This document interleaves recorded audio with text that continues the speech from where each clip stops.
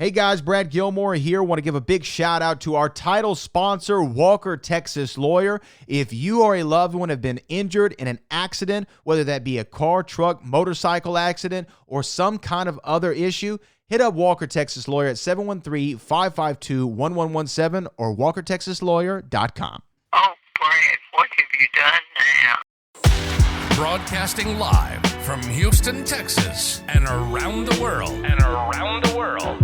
TV host, best-selling author, and radio personality Brad Gilmore brings you a collection of conversations with stars from movies. Matthew McConaughey. Brad Gilmore. Mark Wahlberg. Hey, how are you? The legendary Mr. Christopher Lloyd. Christopher, how are we doing? I'm doing good. Great introduction.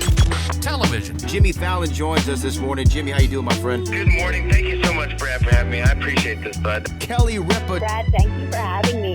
Comedy. Jay Leno joins us. Jay, how you doing? Hey, Brad, what's going on? Chris Tucker is in the building. Chris Tucker, good morning to you. Hey, Brad. Good morning to you. How are you? Gabriel Fluffy Iglesias. Good morning. Music. Lola Monroe. Thank you. Thank you for having me. The legendary frontman of AC/DC, Brian Johnson, joins us right now. Brian, how you doing? Good morning, Brad. What looking to talk to me, funny lad. Grammy Award winner Maya joins us. How are you? And more.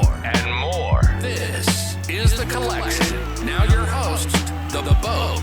Brad Gilmore!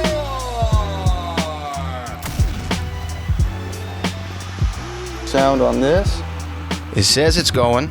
Can you give me a quick check if you don't mind? Hello. Mary had a little lamb. Hello. Perfect. Hello. All right. Well, we'll come down here in 3, 2. And I am so thrilled to be welcomed again to have a conversation with a Texas legend from the stage and all around the world, Mr. Jaston Williams. Jason, how are you doing? I'm doing great, and it's great to talk to you again. It's always fun to talk to you. Well, I really appreciate that. I loved our last conversation so much because, you know, when you do these things, you're sometimes not supposed to, like, show your fandom, right? And to say the very least, I am such a fan of the work that you've put out for all these years. And to me, it's spoken to generations of not only Texans, but all kinds of folk. And it's just almost surreal, to be honest with you, to speak with you right now. Well, I appreciate that. I'm touched, a little embarrassed. I've been very, very lucky, and I've had a very charmed life. And with my work and the people I know, it's been heaven. It really has. It's just been heaven, and it's a good life. I got to do what I wanted to do. You know. When was that moment? Like, when was the moment you were like, oh yeah, I want to go into the theater arts? I wanted it from the time I was a child. I mean, my parents would send me off in the summer to theater camps and things like that. My father was a farmer, and my mother refused for me to be on a tractor or anything like that because I was so small, and she said he'll get hurt. And so I had a pretty good time. You know? All my classmates are working in the summer on the farm, and I'm hanging out at the house listening to the Beach Boys. You know, good work if you can get it. It was good. But I knew that I wanted this at an early age, and I always kind of assumed I would be a teacher when I was younger.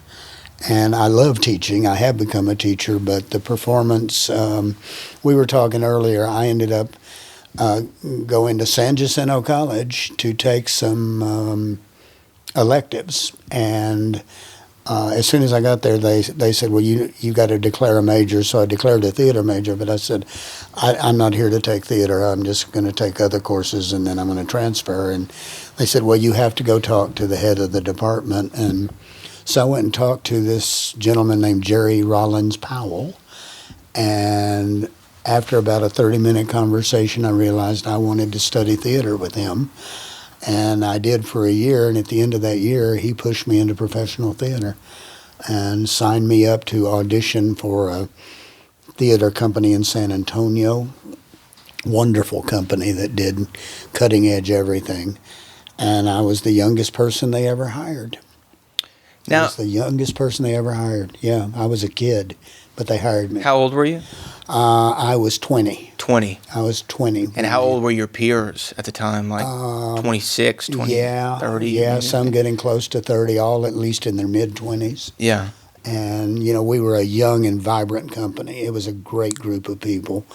And we did, it was, we would do Pinter and Shakespeare and Genet and Eugene O'Neill in the same season. It was in San Antonio, Texas. It was amazing. It was amazing. Well, did you have that performance gene when you were younger? Like, I know you're the youngest. You said of your family. I did. Yeah, I did. I was always kind of that energetic kid that have on Ritalin. They'd say we need to medicate this they one. They would have drugged me. I was born at exactly the right time, but no, I loved it. And I had a high school teacher. I was ready to run off and join the hippies when I was about to be a senior in high school. Had 1 foot out the door, and the high school speech teacher petitioned the state. He said, "This kid knows enough about drama to have a credit in it, but I don't know enough about it to teach him. He's passed me. So let me create a curriculum for him and we'll give him a credit." And they said yes. Wow. The state approved it. They'd never do that today. Oh, no, They would never do that today because it would have to get through 10 bureaucrats, And, so there were people that were always on my side. They were just always on my side. And then during the years in San Antonio, after I'd been there a year, Joe Sears wandered through town, and we were doing Midsummer Night's Dream, and I recognized his brilliance immediately. What was it that stood out? Oh, man. We're doing Shakespeare, and I'm playing the Puck, and he was cast as Francis Flute, who is also Thisbe in the Play Within a Play. Okay, yeah. And he would just put this scarf over his head and become this chunky little girl doing Shakespeare. Yeah. And you realize, oh, my God, Shakespeare is really about the character. It's about the language, but the language will do nothing for you if you don't have the character. And the Play Within a Play scene, I would go up and climb up in the rafters in the back of the theater every night and watch it from above. I watched him every night. And stifled my screams. He was so funny. And in the beginning, we were kind of intimidated by each other. We really were. And then after about 9-10 months, we became friends, and then fast friends. And that's why Tuna worked, because we had a 10-year solid friendship.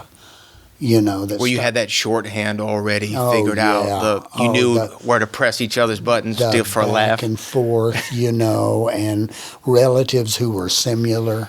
We could totally understand each other's humor. And we were the same politically. We agreed, there was never any disagreement. We agreed on all of that stuff. We were always on the same team. And it was interesting as the years went by. Success didn't kill us. It tried to. Success really tried to kill us. And it couldn't. It was funny because Joe and I would argue among ourselves, which you will do when you're on the road with somebody for 35 years. I would think so. But if someone else came in and tried to drive a wedge, we're like a couple of old ladies in church, that fight with each other until they get a mutual enemy, and then they just decimate them. They just decimate. How dare you say that about my friend? Right. But yeah, and I saw Joe for the first time in several years. We talk 3-4 times a week and just laugh. We just laugh all the time. But I saw him for the first time this weekend. And how is he? He's good. He's, he's retired from acting, but he's not retired from life. Right. And actually, we've had this amazing thing happen. We have a new script, and it's going to be produced. It is. Yeah. Because the last time we spoke, you were working on something I think that you said was like a musical for young children and childish adults. Yes. We've even changed it. It's not for young children anymore. No. It's we are labeling it as for immature audiences.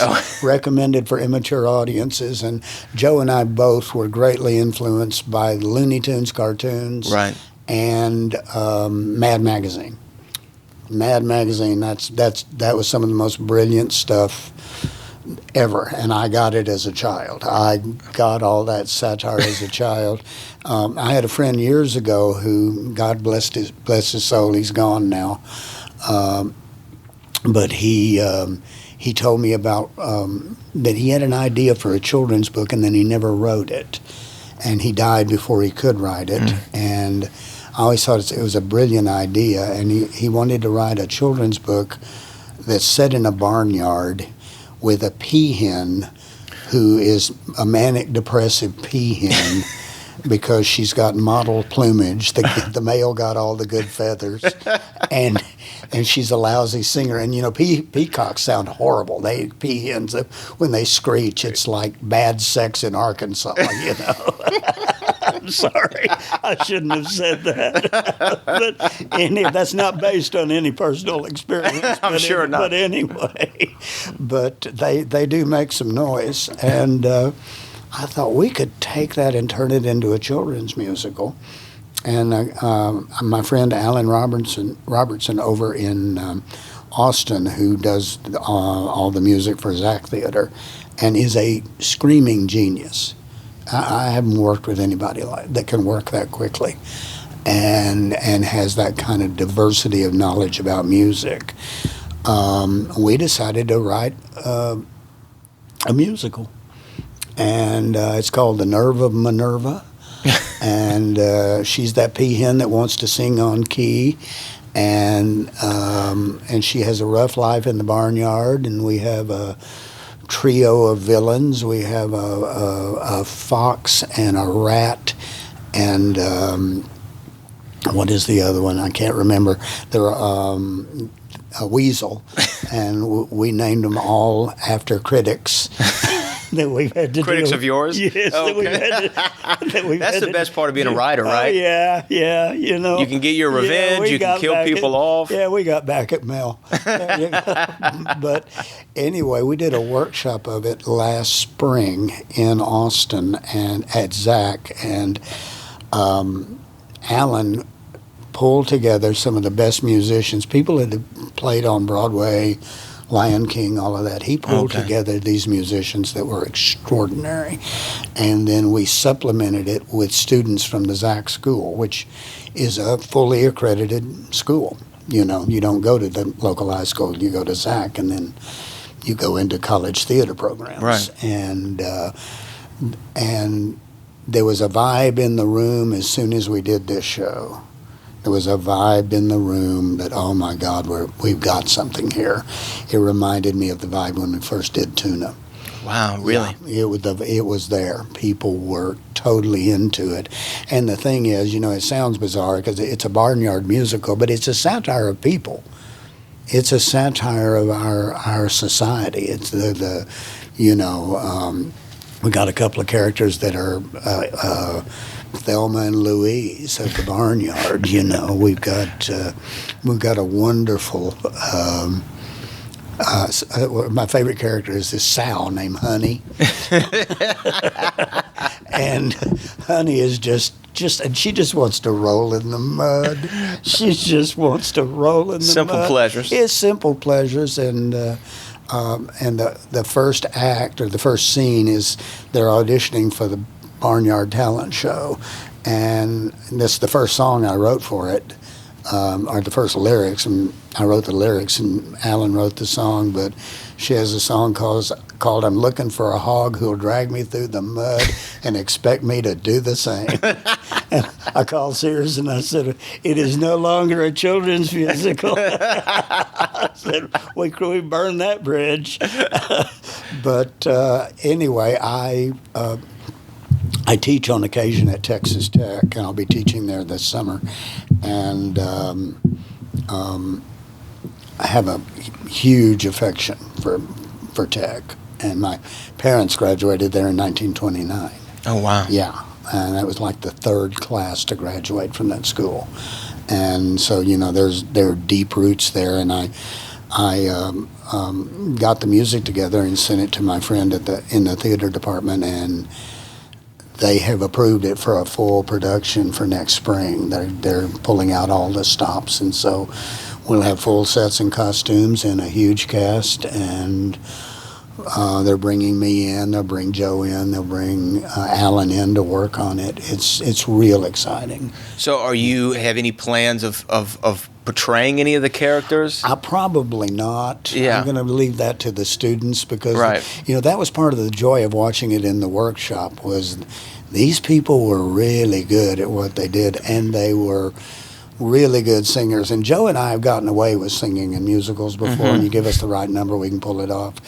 But these voices were astoundingly good. It's that sort of thing, you hear that and go, well, I don't really want to sing next to her.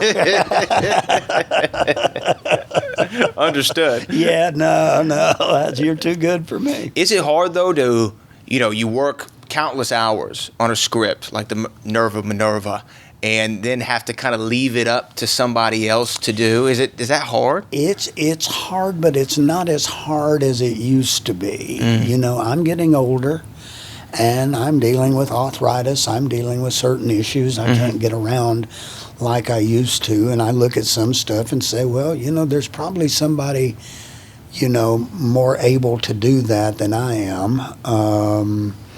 I'm not through performing yet, but I have to think about what roles I would take. I don't want to be one of these old people playing young, characters that are, I never got to do that Tennessee Williams play 40 years ago. I'm going to do it now. No, I'm not going to go there. And it's. I'm looking forward, and I love watching other people do it. I love watching, and I'm not going to direct it. I'm going to be the acting coach. I'll help them get into their frame of mind.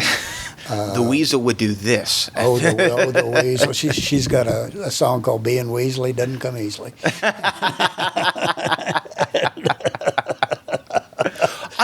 From a writing perspective, which is what you and Joe have done so well. I mean, for the entirety of your careers. I mean, your stage performance is excellent, obviously, but the writing is so good. And the script and the words is what makes it work, man. It is a joy to put it down, and I'm working on another project now too. I can talk about it a little bit, but I've been hired to write the book for a play with music about Bobby Nelson. Okay, yeah. Who's Willie Nelson's sister. Okay. And Bobby, for all of Willie's brilliance, Bobby was the one they always acknowledged as the prodigy in the family. She was rocking out on the piano at about the age of 7. She was a genius. And her story is fascinating, and her later years were great because she was singing with Willie and getting to do all of that. But she had a rugged ride for a long time. And I have become really close friends with her youngest son, her only surviving son. And so we're working on this play about Bobby, and I'm loving it. I'm loving the research. I'm loving being with her family. I go out to Bastrop to Freddie's house, and I get to look through the old annuals, and the old clippings and historical records of the family and all of that, and it feels like family working with these people. And I think they wanted me to write it because they know that I can write for Texans. I can You can capture the sensibilities. I can capture. Her life was all in Texas. She made her first plane ride in 1970, I think. Yeah, her life was all Texas, and fascinating. But you don't. Because sometimes the writing process is arduous, right? Sitting locked in a room, looking through the clippings and writing the same sentence 16 times over again. And Lord. Wanting to burn stuff and throw You stuff. know. I've done it, and I tell myself every time. That, I don't know if you know Daniel Craig. He was the actor who played James yes. Bond. Really good, yeah. right? 2 James Bonds ago, he was doing an interview right after he finished it, and they said, well, you're going to come back for another. And he said, I would rather smash the glass in front of me and slip my wrist than to ever play James Bond again. Mm-hmm. But then he ended up doing it again, right? And that's how I feel about the writing process. Yeah. Is every time I finish something, someone goes, you got to do another one? Oh, No, my God. absolutely not. Yes. And then I do it again. It's like having a baby on baby, having a kid on baby aspirin. Do you need another baby aspirin? Last week I was working on a whole thing for the Bobby Show, and Willie Nelson and Bobby were reared by their grandparents, by their grandmother. And I was working on this scene for Mama Nelson because she was a legendary character. And that music was part of who they were. It was in their blood. It was in their blood from the point they were born. It was music in the house all the time. And but I wrote this 3-page scene with Mama Nelson, felt real good about it, and 2 days later I'd only kept one line. I thought that was the line that you got out of that. All the rest of that was superfluous or can go somewhere else. But it's not, if you let that line live by itself, it's going to say everything that you tried to say in 3 pages. You got it in a line. But see, they always say that writers are the worst editors. So where did you develop that tool? We used to be very precious. It was real hard of us to let go of stuff. Sure. Real hard. And one thing I think that helped us was, we would be in a writing session and somebody would have a line and we would go nuts. That's the funniest thing I've ever heard in my life. I mean, just crying, laughing, holding each other.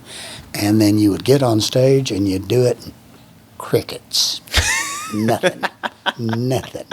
The Grand Canyon and on a moonless night, just nothing. And you think, well, we just didn't do it right, and we'd do it again. Nothing. Finally, we always knew when to cut it. When one person would laugh, you go, okay, it's out. They're not getting it. Nobody's getting it. That guy and we got it. They're not getting it. And it got a lot easier.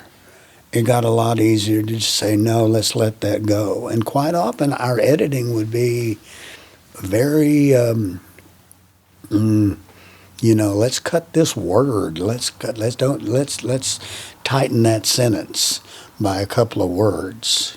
It really was as specific as that. And you'd look at it and go, that's better. Because comedy can come down to a bit of a science in a way, right? Yeah. Of just knowing, because it's all about the timing and the rhythm of it. Well, and there's that thing about comedy. Lucille Ball was the best at it. It's not funny to the person it's happening to. Right. It is not, it is far from funny for them, from their point of view, and that's what makes it funny. It's voyeuristic. Right, yeah. It's voyeuristic. Like it's actually happening to them, Yeah. Now, when going back, though, as you were talking about being in San Antonio, meeting Joe for the first time, but even a little bit before that, can you walk me through some of your early memories of being on the stage? Did you ever get the stage fright, or was that something that you did? I used to. And what was it bad? Oh, yeah. And how would you overcome it? Usually overcame it as soon as you got the first laugh. Get the first laugh, you go, I'm okay. And I was almost always doing comedy. And that would do it. But, dry mouth and I remember that wonderful teacher, Jerry Powell at San Jac, told me, said, if your knees are shaking, bend them. And your knee won't shake if you bend it. Just bend it just a little bit. Doesn't have to be noticeable. Doesn't have to be noticeable, but, breathe through your nose. Don't breathe through your mouth. You'll go dry. Little things, little tricks that, frankly, are none of the audience's concern, but they help you, and I learned that early on. But I used to be I used to have serious stage fright, and then I just didn't. Would you still have the butterflies, though? Not so much the fright, but like what I find is sometimes is it's not nerves anymore if I'm going out to speak in front of a group of people, but it's like almost an anxiousness to get started. There is that. Yeah, I understand that entirely. And, you know, that those first, you know, when you're waiting just off stage, quite often with my solo stuff, I'll go out and talk to the audience. And one of my directors, I love him, Scott Canoff, he looked at my husband, Kevin, and says, he has no idea what he's going to say. I don't know how he does this.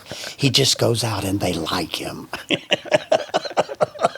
I don't know how he does that. You know? But, you know, breaking that fourth wall, getting people comfortable, especially with the type of theater I do, you know, that helps. But yeah, stage fright was, and I've written a piece about stage fright. That was one of the first solo pieces I ever wrote, and I realized I'd conquered it. And somehow with stage fright, I decided it was a choice. You know, this is a choice. If I hadn't done my work, I would have plenty of reason to be afraid. Right, You know, if you didn't know the lines, if you didn't know the lines and all that, you have plenty of reason to be afraid. But beyond that, no.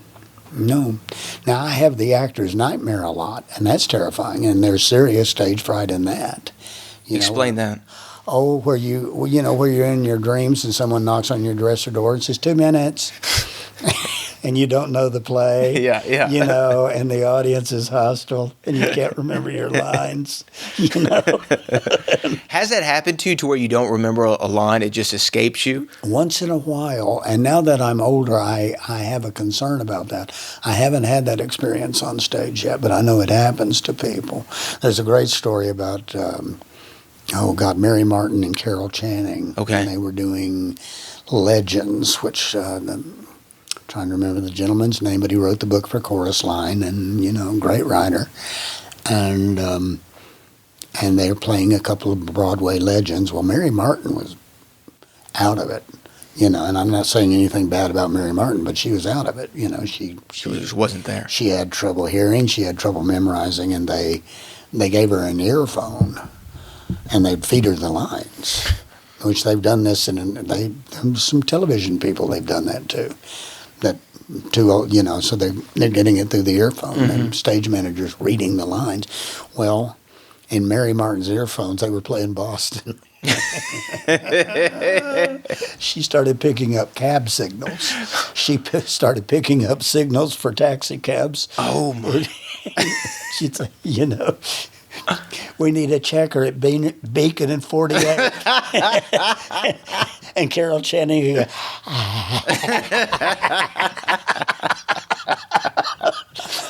So I don't ever want to be. You don't want to experience that. I don't want to do that to poor Carol Channing. God rest her soul. But that's fortunate, you know, because you hear sometimes you just are out there and you're in the middle of the scene, and then that line, for some reason, you can't find it. Once in a while, or Joe and I would, and we were. God, I was so impressed with us. Sometimes we could drop a line.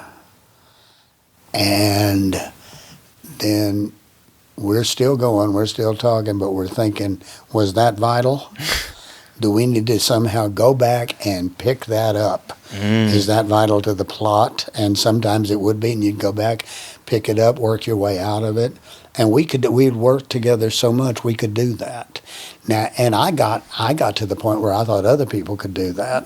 And then a couple of times in a play, you know, at Zach or something, and you'd go by and pick up a line, and hey, people would get this glassy look in the eye. What are you doing here? What the hell is he saying? Do you think that's like somewhat of a skill that's maybe not? Because to me, the beauty of theater is, somebody told me one time, it can't go wrong if it's live. Right? Yeah. You can always find your way back to it, whether that's a stand-up show or even a show that's scripted. Do you think that perhaps that's something that should be worked into the curriculum? You know, drill some of that stuff. Throw a wrench in. I don't think that would be a bad idea at all. Right. You know, the problem with that, with the curriculum, if you get these really creative actors, they'll do it every time. Do it for the fun of it, you know. Just to mess with I you. believe I'll change the accent here, you know. Really throw them for a loop. Really throw them. Years ago, Joe and I were doing this show. It was so funny. A show called Steam Bath, and it was in San Antonio in the 70s, and there was this huge gay bar that was on the river, not on the river walk, but on the river, and they had a big room, and we did theater there, and did some amazing stuff. But there was a scene. This place called Steam Bath. It was by Bruce J. Friedman, and it's about the psycho ward in heaven, where you go right when you die. You go directly to this psycho ward, and to calm down. It's a steam bath, and you're all wrapped in towels and everything. And the attendant, God is this steam bath attendant. He keeps the place clean and everybody calm. And no, it's a wonderful play. It's a wonderful play. He sings songs and bolero and all of that. But there were these characters. There were these two guys who were Broadway chorus boys who had committed suicide over love of the same swing dancer. and they spoke all their lines in unison. And these two guys hated each other, the two actors. They despised each other. It was real hate. And they had to do all those lines together. And then at the end, you get to tell your story, and if God likes your story, he gives you a Mounds bar, and you get to go into the big room for eternity. You're covered. Here's your Mounds bar. Well, this is a phenomenal idea. It's a brilliant play. I need to read this. It needs to be done again. Yes, it does. Bath. Yeah, it was wonderful and very touching. But these two guys, they're going for the door, and Joe was playing the guy who lets them in the room. And one of them is, and it's the only time they're not speaking at the same time. And one of them's line is, "Do I look all right?" And the other's line is, "You look fabulous." And so the one guy said, "Do I look all right?" And the other one said, "You look all right." And it started. I can't remember any of the other lines, but they went at each other. It was unbelievable. And one of these guys, big old Hispanic boy, very flamboyant, very feminine, and the other was a boy from Brownfield, Texas. Okay. White boy with a big afro. Okay. Big muscles, farm boy. Anyway, the other guy, the very feminine one, grabbed Carl's wig and ripped it off his head, and it was pinned to his head, which was very painful. And as soon as he'd ripped that wig off, he knew, oh, that was a bad idea. And Carl literally picked this guy up wearing a dress, stood him up in the doorway, and knocked him out of his high heels. He cold-cocked him. He left the high heels are left on stage. And during the curtain call, this other guy's covered his eyes because he's got a shiner. And I thought, well, we made it to closing night. We got through it. But, once in a while, somebody just decides to improvise. And it's sometimes for the better, sometimes for the worse. But when you have a play like that where there is tension off stage, does that change the whole vibe of the production? It can be, again, actors, God bless us, we're tough individuals, and people can say they're secure, they're not, right. And you're worried about the audience, and, I had an experience a few years ago. I won't get into great details, but there was one actress in it that I did like in my own way. I liked her. But there was some fear in her that she could only go so far. There was just some fear in her, and it was a shame because it made it just really difficult to enjoy the moments with her on stage, which should have been enjoyable. and it wasn't hostile, but it wasn't pleasant. And I like it when it's pleasant. When Joe and I did The Foreigner, when we did other shows together, the casts were always very strong. We were always very tight. Everybody talked to everybody, and we might be getting star billing, but we really wanted to feel like we were just part of the company. Right. And that was the first time that I can think of in years that I was on stage that other time with someone who just wasn't comfortable. And I hurt for her.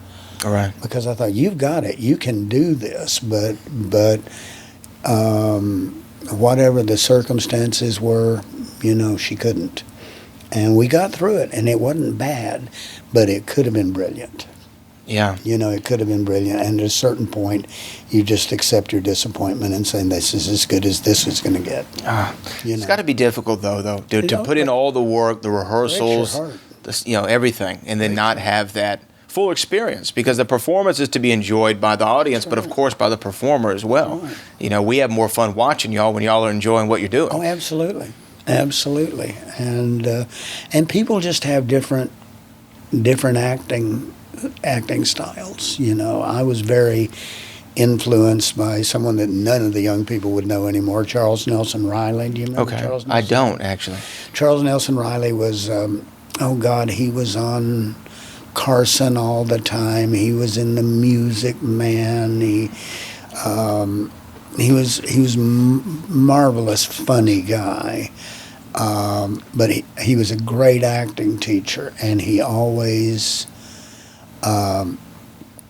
wanted you. He said, you handle things, you play with things, you touch things. A cup of coffee, the way you're dealing with a cup of coffee in one mood is totally different than in another. Is that cup hot? Do you need to take your hand off and let it cool?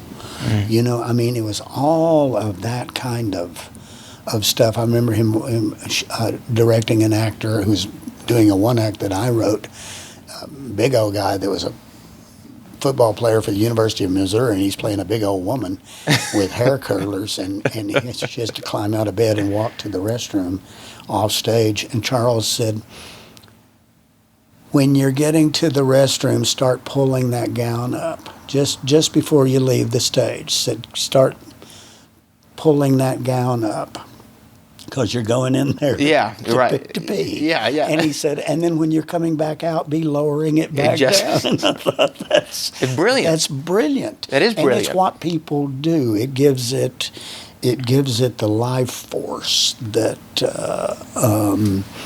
it needs. I had a situation in one show where there was the character was connected to other characters in literature, and I had this little box of raisins that I just pop one every once in a while. I thought, that's my prop, and and there was an actor who did not want me eating my raisins. And the director came and said, real upset about those raisins. And I said, how would she react to a chicken leg combo? I said, I'll eat it. I'll eat the whole thing. And what was the reaction? And I wouldn't have known. He laughed. Okay. I said, no.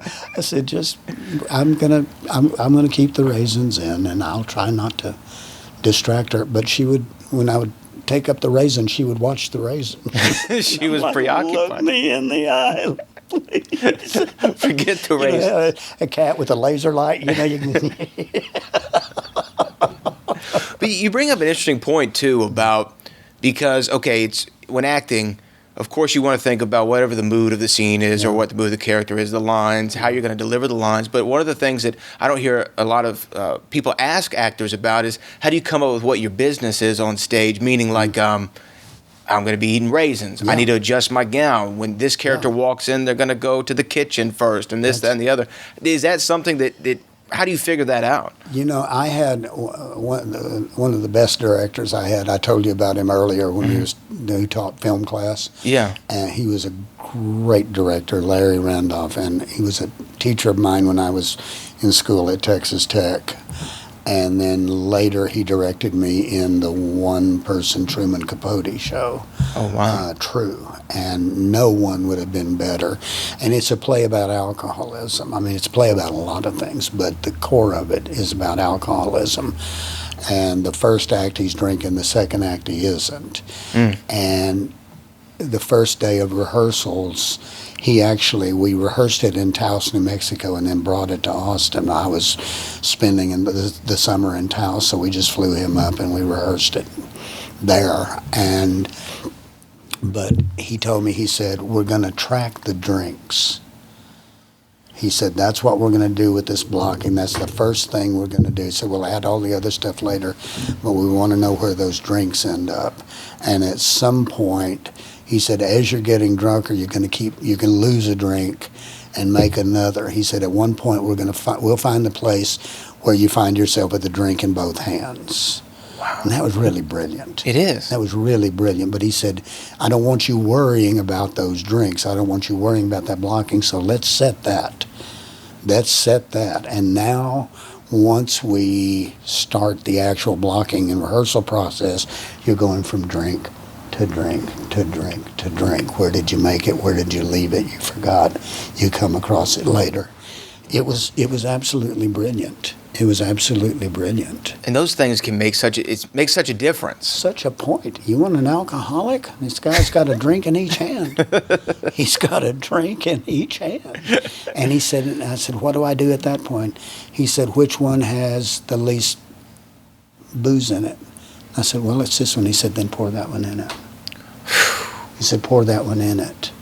It's like, yeah, I know. That's the mark of a good director, too. Oh, right? he was the best. He was truly the best. And again, just finding those, again, that life force. Charles Nelson Riley again,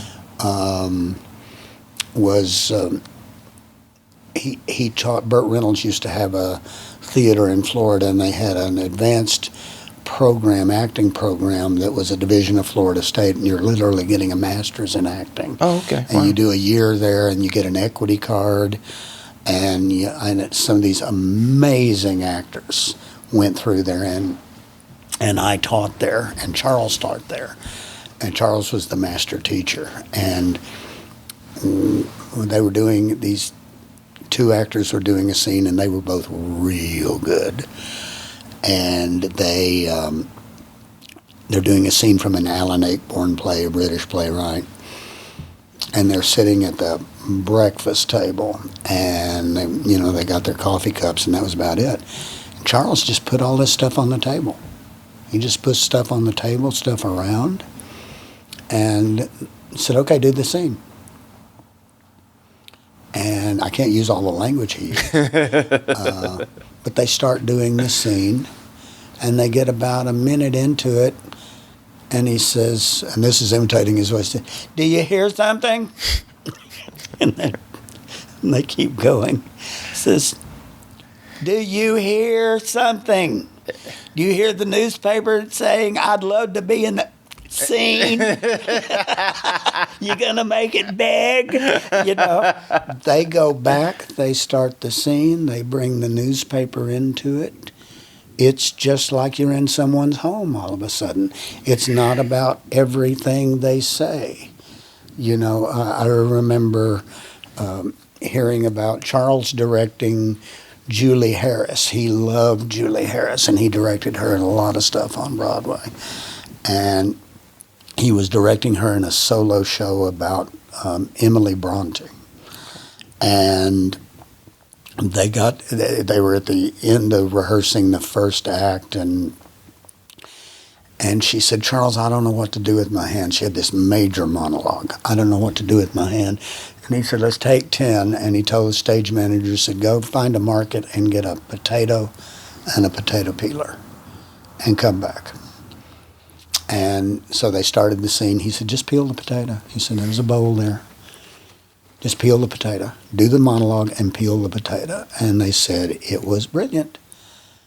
it wasn't just about the words anymore. It was saying everything about her life, her responsibilities, how you do it, stopping, wiping your hands, noticing the the stray peel. Maybe it's on the floor. Pick it up. Yeah.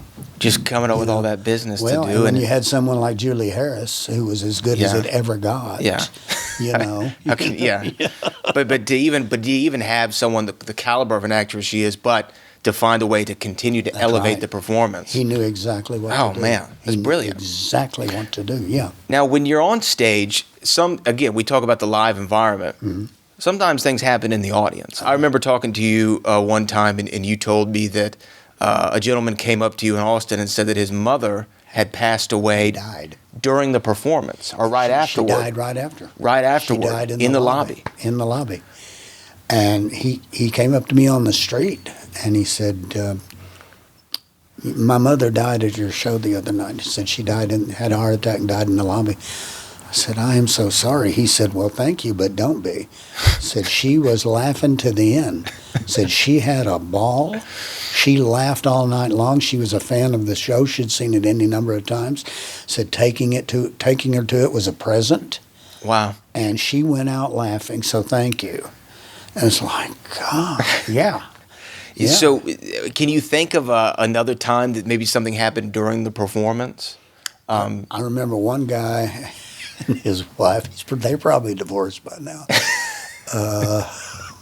She was pregnant.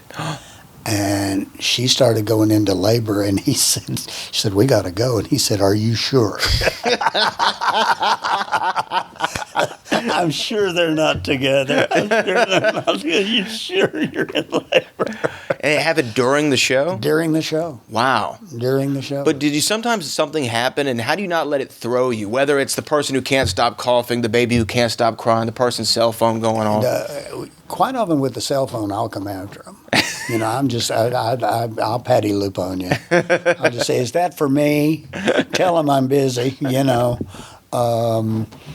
We had one time, and it had to be a kid that was up in the balcony, and his parents probably made him go to the show, and he didn't want. I have a whole vision of who this kid was. Could have been me at a younger age, and he had one of those laser things. Oh yeah. And I was playing. It was during the scene in the restaurant at the beginning of the second act, and I'm playing this guy Garland, who's helping. He's going to go help Anita thaw meat with the hair dryer. Yeah, Garland. And I saw that light doing that, and it hit my eye. And I said, "You shine that light in my eye again, I'm going to come up there and beat that out of you." And the audience went wild. They went wild, and the kid's like, but it was like it had to be addressed, and it had to be stopped.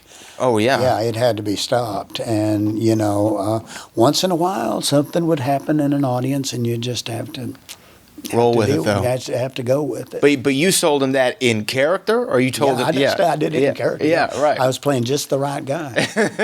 Garland's a big old tough boy, and when I played him, you only saw him through the window. Right. So I was standing on a block about that tall, so I looked like I was about 6'2", 6'3".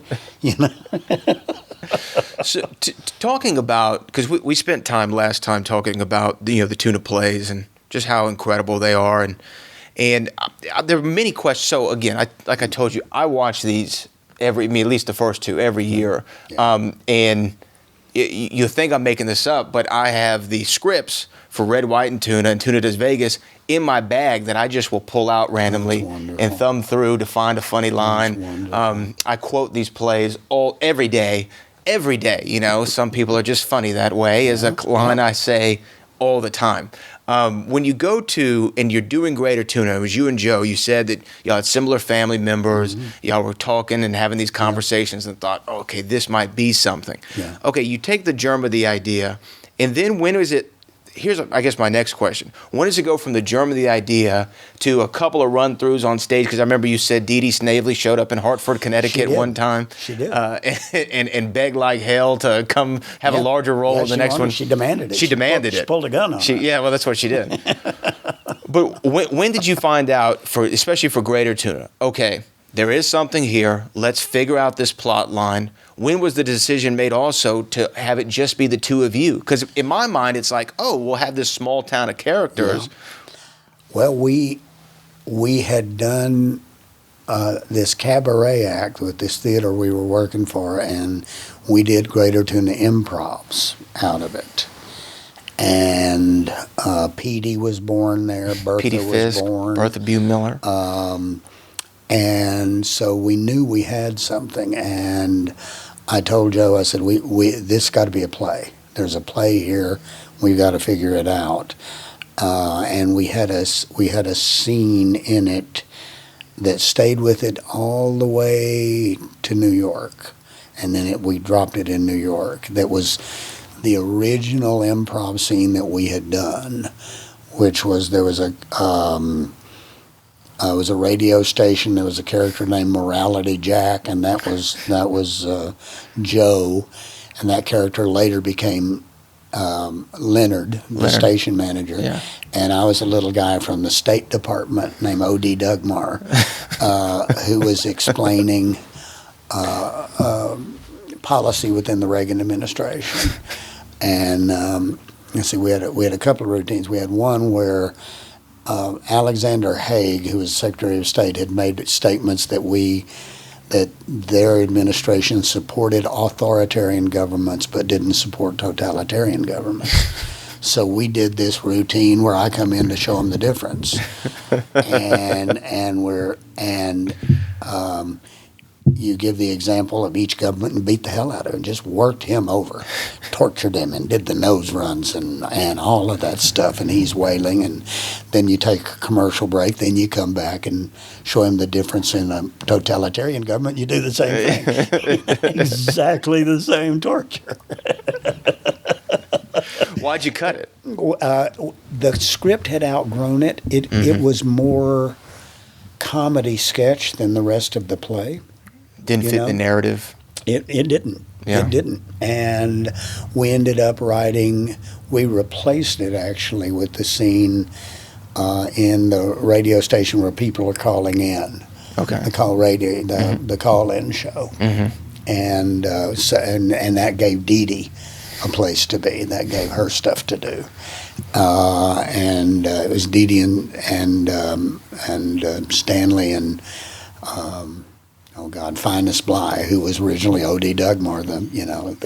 We had another routine that I loved because France had just gone socialist, and so O.D. came back to meet Morality Jack again, and they were talking about how to that the French were gone socialist, and we got to destroy everything French, and we're going to get rid of French fries. We're going to call them free enterprise.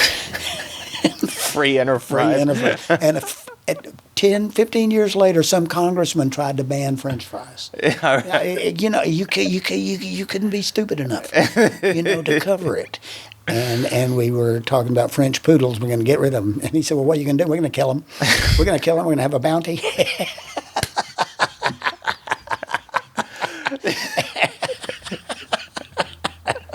And Morality Jack said, there's an 80-pound standard. Just a road, I'm going to bag him. You bring him to us, we'll give you $50. But it was that scene, we realized we'd outgrown it. We'd written all these other scenes. We'd had, so much stuff with T.He, so much stuff with Stanley and Pearl and their relationship, all the stuff with Bertha praying that she wouldn't buy any bullets. Right. I bought a gun to give me the strength not to buy any bullets. Yeah. That it just the more we developed the other stuff, the more that one stood out. And it was really written for a cabaret audience, that one scene. So we learned to let it go. But it took a long time. I'm sure. Because we were very attached. Well, this was the original. Why would we get rid of it? Hey guys, Brad Gilmore here. Want to give a big shout out to our title sponsor, Walker Texas Lawyer. If you or a loved one have been injured in an accident, whether that be a car, truck, motorcycle accident, or some kind of other issue, hit up Walker Texas Lawyer at 713-552-1117 or walkertexaslawyer.com. When you have Greater Tuna and its success that it had, did you find, because y'all toured it all around the country? Everywhere. Did you find audiences in different places reacted to it differently? Yeah. In what ways did they react differently? Our best audiences, by far, were in Washington, D.C. Really? Washington is really a southern city. And, they say Washington has northern manners and southern efficiency. I've never heard that. I like that. But they got it politically. They got the politics of what we were writing. They got the political satire we were taking on. And they understood the characters. They understood, they weren't far from Virginia and Maryland, and sure. The locusts are out there too. And Washington was always a great city for it. I think the city that got us the least was probably Detroit. Really? You would think that Michigan is there. Yeah. Well, Detroit was, and I guess still is. I haven't been there in a long time. When we were there, it was a city in such decline. Sure. That it was dangerous to go to the theater. Our matinee crowds were huge, but people were very, very hesitant to go. And we were in a major theater, but they were hesitant to go because of crime in the neighborhood. Yeah. And it was. Detroit was a wake-up call for me, and the people there could not have been nicer. And the theater was wonderful, but there was a sadness to Detroit that really, that it was a once great city that had just gone into some horrid kind of criminal decline. Yeah. And it was hard to, and like I said, they got us at the critics got it, and the matinee audiences, but the evening audiences, they were sparse and kind of scared. Yeah. So how long did y'all tour Greater Tuna and produce it before Tuna Christmas? Let's see, Tuna Christmas. We started Greater Tuna in Austin in '81. And Tuna Christmas opened in '89. Okay, so within 8 years. Yeah, at what point did you say, hey, and I guess who came with the idea, but at what point were y'all like, hey, there's more meat on this bone? I was always surprised that it kept going as long as it did. And I kept thinking that this is going to end. We need to make a plan. What's next? But our agent at William Morris at the time, Peter Franklin, suggested that we write a sequel. And he said, maybe something based kind of like Christmas Carol. And I said, okay. And then he called back the next day and said, that's a terrible idea, but the Christmas idea is not a terrible idea. And it was a great idea. And it was wonderful putting it together. It was wonderful putting it together, and it took a long time. We ran that in outside of the New York area for a long time before we ever took it in. Yeah, we had really had time to, we'd played the Kennedy Center, we'd played all sorts of places before we played New York, and we did a very limited run in New York. We were just there for the Christmas season, but they ate it up. They got it. Well, it's so tight. That one is so tight. There's not a loose end. No. There's not a loose anywhere end. in the play. No. You can't say, I could take that out. I could take that scene out. We can shorten this. No. It's all there. And it's, one of my favorite scenes, and it was Joe's idea, was the D.D. Snavely's used weapons Christmas sale. As soon as he said it, I went, that's just brilliant, Sears. That's just, we went to work immediately on that. And it was always one of those moments, you look forward to doing every scene, but I always look forward to doing that scene. I was primed. I was primed and ready for Dee Dee's.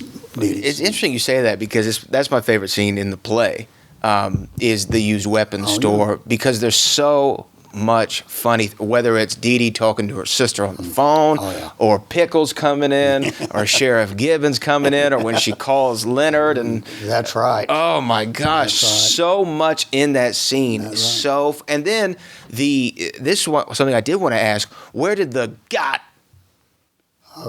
damn it come from? That's a great story.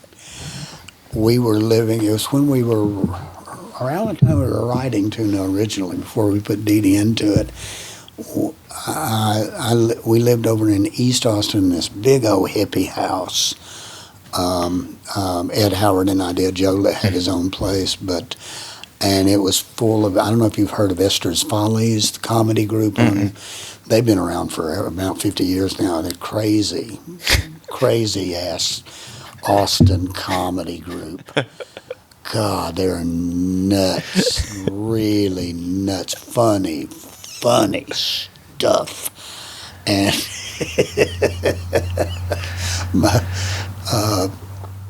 anyway, a guy came over and he dropped this cassette tape off, and he said, my partner and I own some property in San Antonio, and this tape was left. So it was abandoned, so it was okay to listen to it. And we started listening to this thing, and we were just totally, what the hell is this? It was some couple, and there was some place called La Hacienda, and it was before any of the internet. You couldn't look things up. Right. And, I mean, it was this mystery, and what we finally figured out after listening to this thing for hours was that it was a couple who had met in rehab and fallen in love and moved out, and it had immediately gone south. And he was an alcoholic and she was a drug addict. And, oh my God, it was too much. And she talked like that.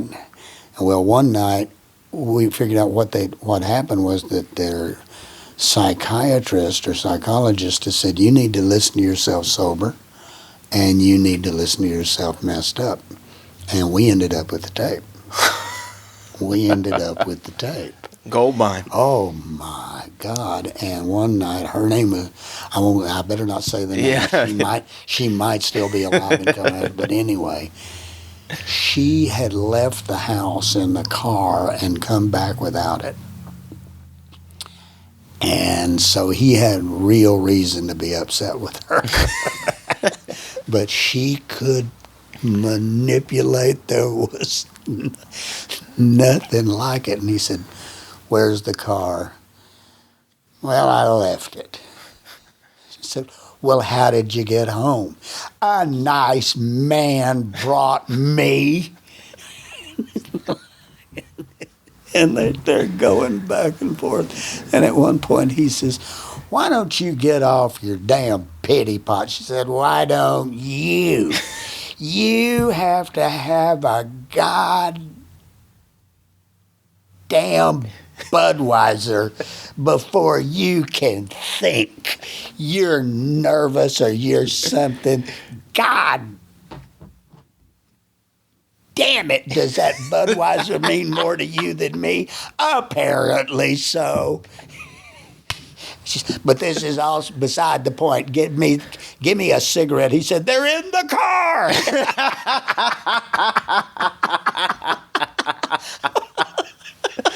Gold. No, it was gold. It fell in her lap. And that became Dee Dee's voice. And that became the Goddammits. We got that from real life. And sometimes it takes that muse and where you understand who that character is, and now everything you say in that voice is going to come out, right? Yeah. Yeah. I love that scene so much, And then who had the idea of smoking during the middle of a Christmas song? That was me. Yeah. Dee Dee had to be a smoker. She had to be a smoker. And and we were figuring that scene out and giving people time to giving Joe time to get dressed off stage. And so I thought, we can sing Christmas carols. And I thought, well, that's going to grow old after a while. You need a gimmick. And then I thought about that. I'd do it in smoke. And it became such a thing that you could see the audience singing with you in their head, because you'd come back on exactly the right note, and you'd see them there with you, and you'd get it, and they'd go crazy. So again, it was a necessity. We needed the cover there, so we found a way to create cover for Joe to get dressed, and to get a laugh and all of that, and get that Christmas carol in. And again, that's kind of what the live theater creates, right? Yeah. I mean, you have to find a way to get all this in one. It's not movies. We're not going to stop and let you go to the dressing room. Stop and fix it. That's right. And you have to figure this out. So that's the thing that I'm sure y'all meticulously have to plan. Oh, yeah. Oh, yeah. It was complicated. It was complicated, but you just learned, and it got to the point when we were writing, you realized, well, this isn't going to be enough for this change. So what do we do? You'd think about it beforehand. But yeah, no, Dee Dee, my God. Is she the one that people bring up to you the most? A lot of them bring up Dee Dee. She got more good and bad fan mail than anyone. She'd get a lot of those little old ladies who totally objected to her language. Well, it is so crazy to me, because I saw Tuna Christmas first. Yeah. In Galveston. I must have been 12 maybe. Wow. Years old. Wow. 11 maybe. And my parents brought me, and I begged them afterward to take me to the merchandise stand so I could buy the DVD and I could buy the script, right? And the first probably thing I've ever performed in my life, because I've been in musical groups and, done speeches and performances on television. But the only thing the first thing I can remember performing for my family was Dee Dee's monologue at the beginning of Tuna Christmas, where she's talking about don't be a victim of Christmas theft. That's right. And that's something that is, I know, like the back of my hand. I'd forgotten that one. Yeah, oh, it's one of the funniest. Do you know how dangerous it is in this day and age to ride unarmed in a one-horse open sleigh? I mean, that line again. That's right. It's one of the fun. That little bit is so funny. I mean, it's so funny, and again, it introduced me to a whole different world in theater, and thinking about live performances and the power of that. Because you make a song and people hear the song. They might send you a message. Oh, I love the song. If you're in a TV show and someone sees the TV show, you might get a letter. Oh, I love the TV show. But if you're on stage and you tell a joke or you perform a monologue and you get that instant reaction, that's got to be the biggest high in the world. Oh, it is the biggest high. There's no high like it. And I know high. And there's no high like it. It's again, as we said earlier, I've had a charmed life. Oh, it's been incredible. And again, seeing Joe the other day, God, we had such a good time. And I hadn't seen Joe. I talked to him constantly, but I hadn't seen him since his mother passed away several years ago, and I did the eulogy at her funeral. And that was the last time I'd seen Joe in person. And he lives in Bartlesville, where he grew up in Oklahoma. But he's a docent at this old Pioneer Museum in this little town called Dewey. It's an old wood frame museum that the Osage built, well over 100 years ago. And we had the most wonderful time. We had the most wonderful time reconnecting. And at the end, it has this old wraparound wooden porch and the rail and two big white rocking chairs. We sat there. I said, we really ought to be in women's dresses, white eyelet, But we did, and we talked about Minerva, and how happy we are about that. And Joe is really brilliant at structure. You know, I can put words in people's mouths and characters' mouths, but he can see a bigger picture in structure. You know, it's like I said, the Dee Dee's gun shop scene. That was Joe's idea. You know, I mean, I wrote a lot of it, but that was Joe's idea, and it was the same thing. We were talking the other day about Minerva.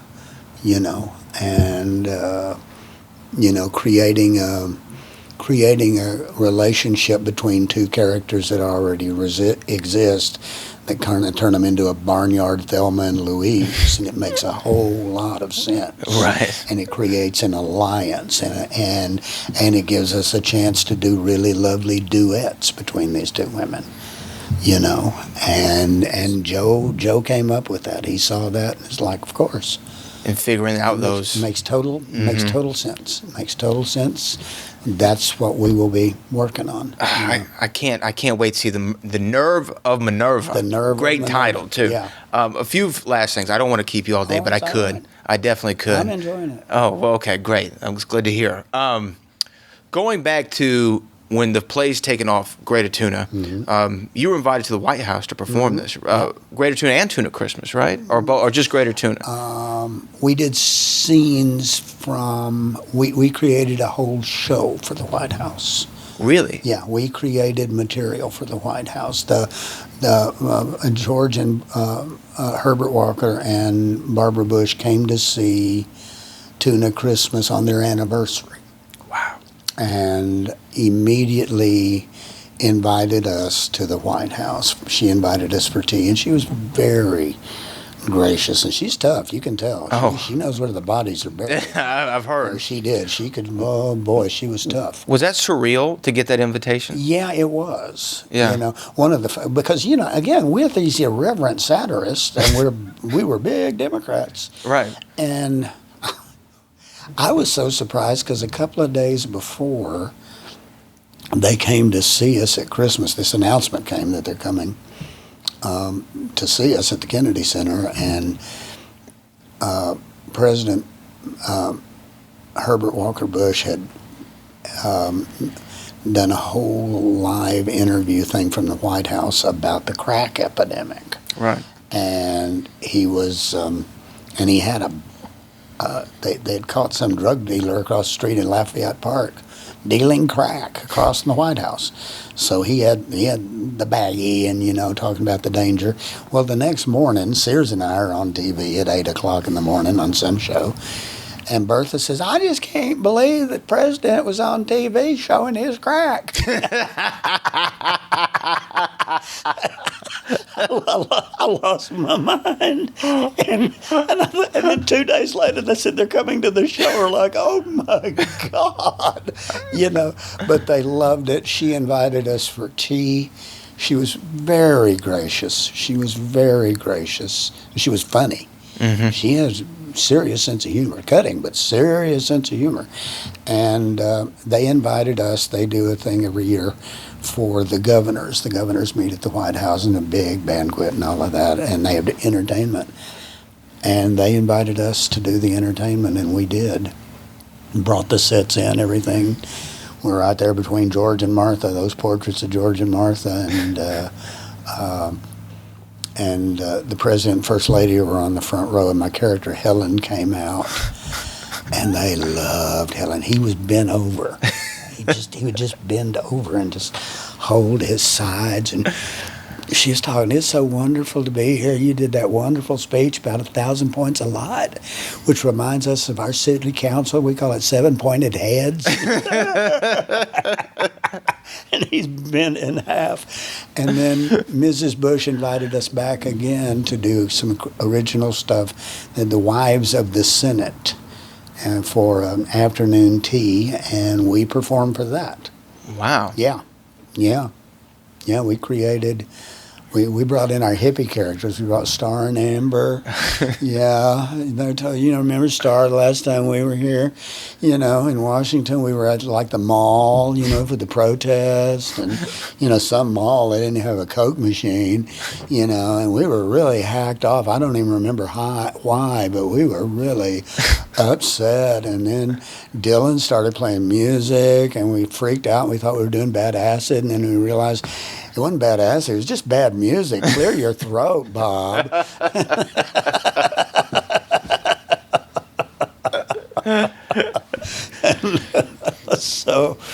But yeah, we had a great run. Where did the actual name Tuna come from? Out of the air. Just out of the air? Out of the air. Like, were y'all workshopping, trying to think of what's the title? That first interview, that first improv, and I said it could be called anything. It could be called Tuna, and he said, "That's it.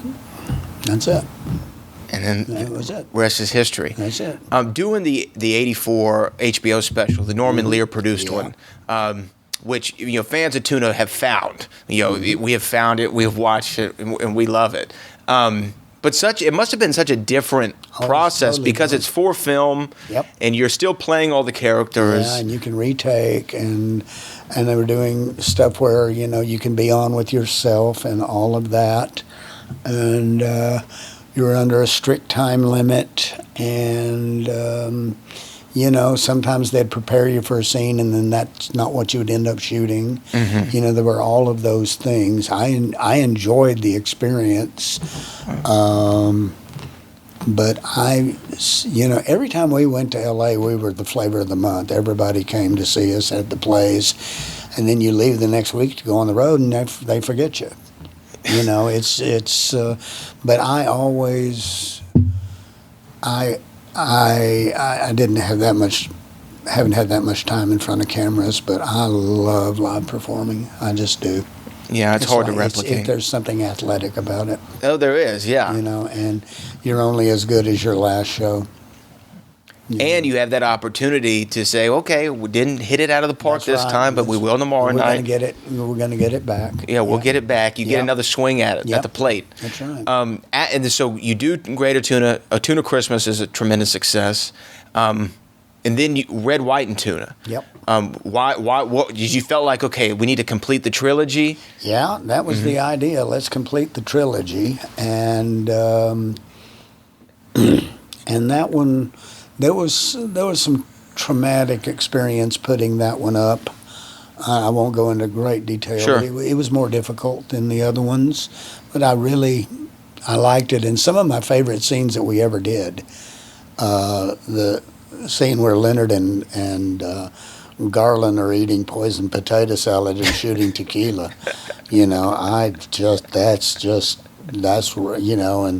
And the bottle rockets are going over their heads, and Leonard's going, somebody needs to do something about these damn kids, I'm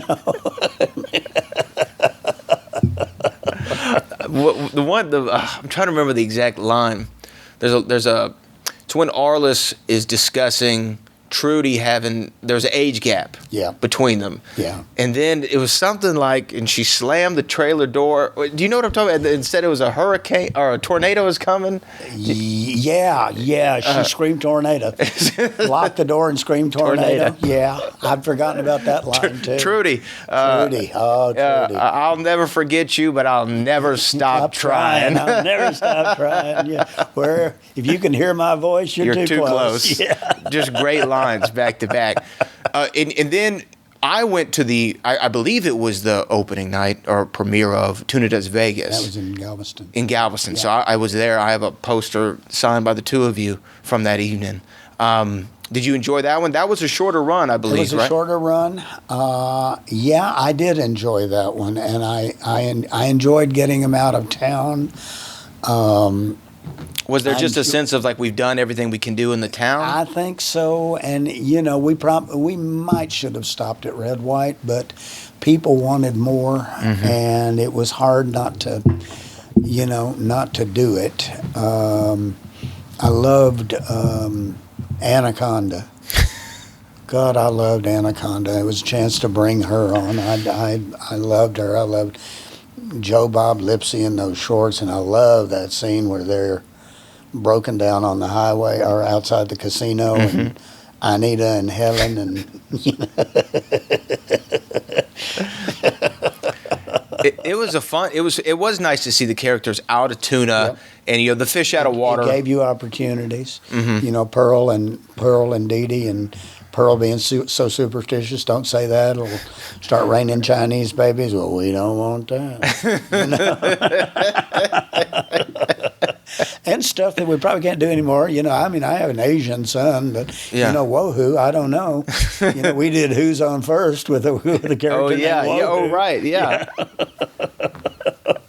And she looks. Yeah, she's the acupuncturist. Looks at Pearl, and says, "Oh, I'm gonna take a lot of needle." Is there a reason y'all didn't decided not to film Red, White, and Tuna Does Vegas? I don't know why that didn't happen. I can't. I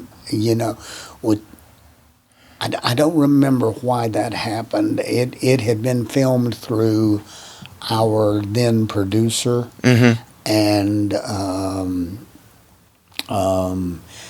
there may have been we were in the process of eventually parting.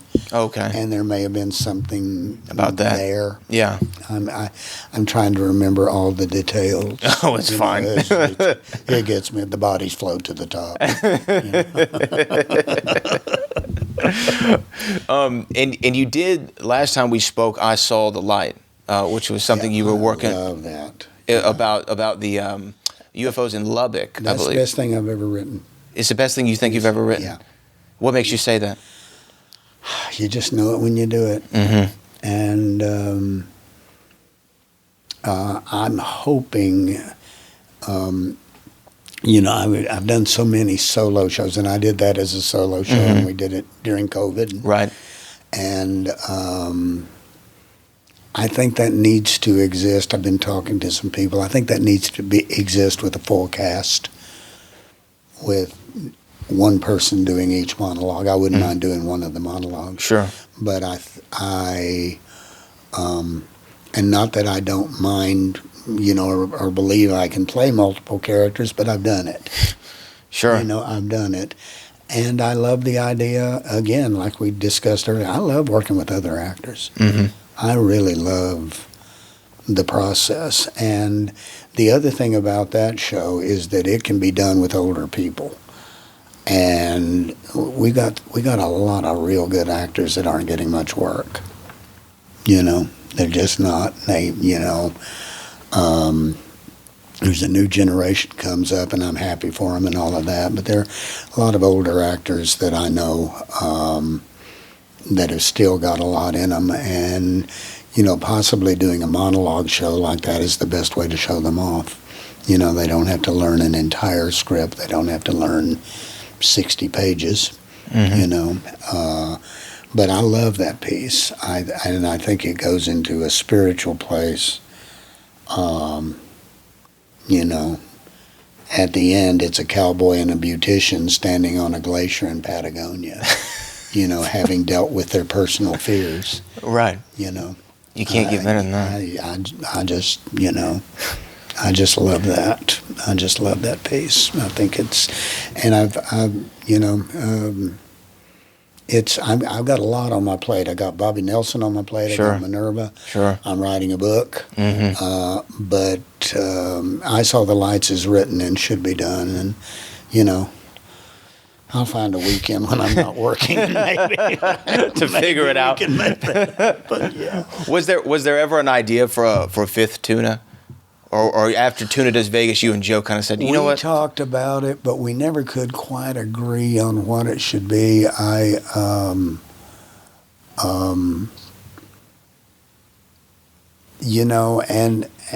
to the other thing that when we quit working on the tuna shows, we had spent years making that look easy. Right. It wasn't easy. And when we started doing that, we were young.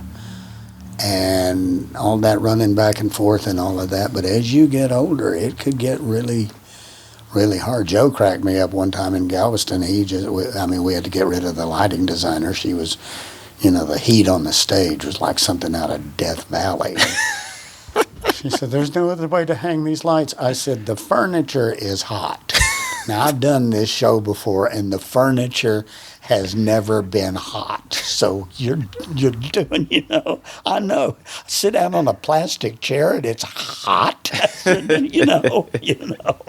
It's like Van Horn, Texas in the summer when you get in the car. Yeah. Uh-huh. So those leather seats don't feel so comfy. Yeah, no, they don't.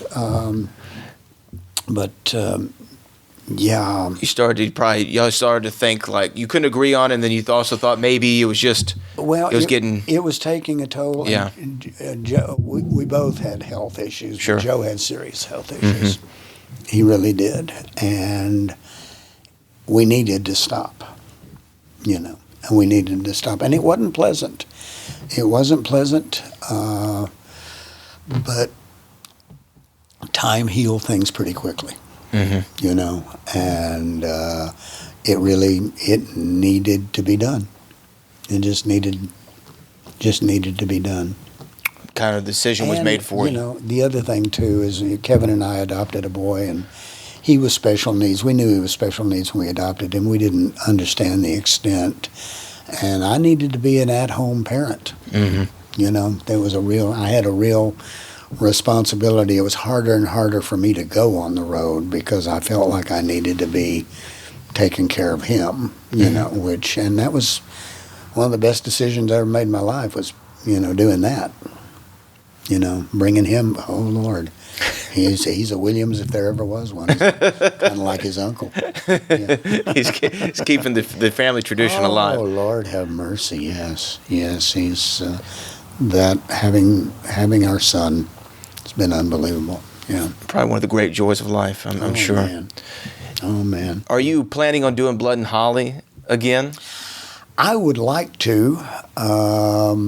We've talked about that maybe happening again next Christmas season. If that's going to happen, we got to book it pretty quickly because this is the time you book it. The last time I did it, I had spinal surgery a couple of years ago. Oh, man. Which I do not recommend. It doesn't sound pleasant. Unless you're in really horrible pain. It solved the problem. I was having pain in my neck. Well, the pain in my neck went away, but it caused me to have arthritis. Oh. And so this doctor, and if you hear of a doctor in Austin disappearing and being found at the bottom of Lake Travis, You have nothing to do with this. it. I had nothing to do with it, and I can prove where I was that day.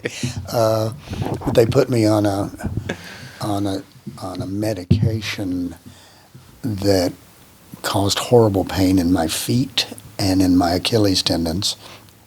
And I don't know how I did it. And we'd already booked the show.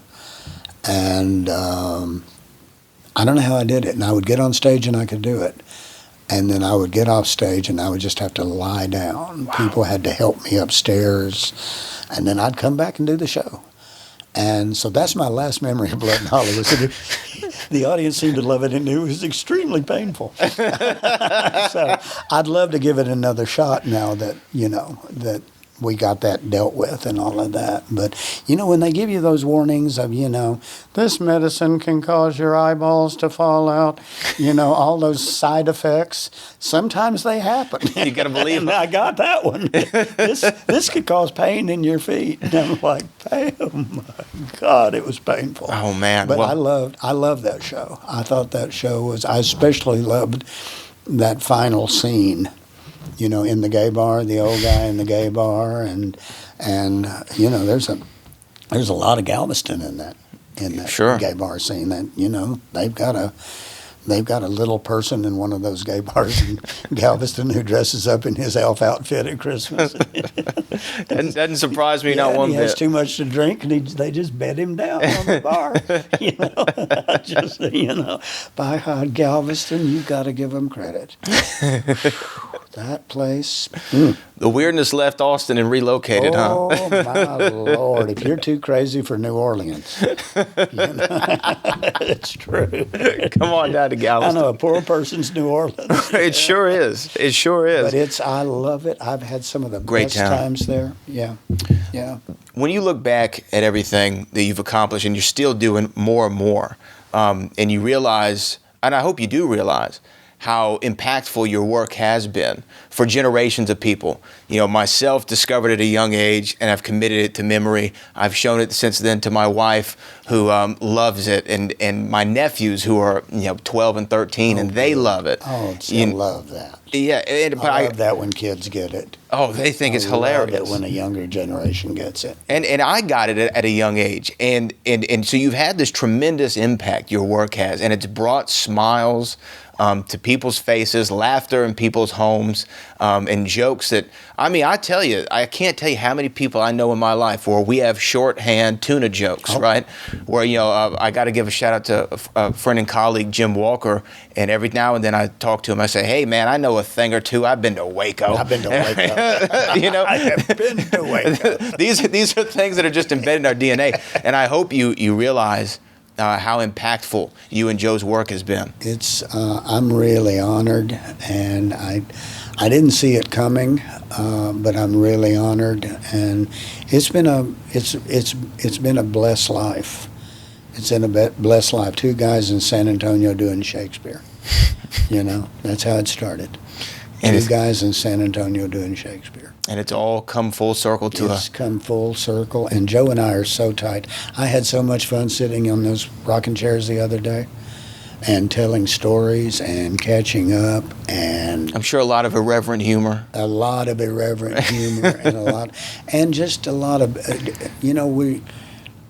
those years in the 70s in San Antonio, Joe and I were so tight, and it was about laughter. It was about laughter. We laughed a lot. And that's the only reason we survived the Tuna years, is because we were such good friends. We'd had that base. We were almost related, and that's what it felt like. Sitting on that porch the other day in Oklahoma, that's exactly what it felt like, just the old days, and we're older now, and that's fine, and we're not done. No. We're not done, and if we can't get up there and perform it like we once could and change clothes 32 times in one act, we can still write it, we can still create it, we can put it out there for other people to do it. But we're not done. I'll just go down standing up someday. I can just see it. Where is he? He was standing there a minute ago. Oh my goodness. He's done. He's done. There you go. But you never stop, and again, it's been an absolute pleasure. Oh, it's a joy. It's a slice. It is. Slice it is. Of joy. Thank you for inviting me here to your home. Oh, thanks for coming. And thanks for coming. Maybe the first of many visits. You never know. So. You Come never anytime. Know. Okay. Come I'll take you up on that. Bring your wife. I will. We have, I've quit drinking, but we got a lot of booze in the house. I will. Jaston Williams, an absolute honor and a pleasure. They say don't meet your heroes, but I'm glad that I did. Oh, well, thank you. Thank you for being so kind. Thank you so much. All right. Awesome. That was lovely. God, that was great.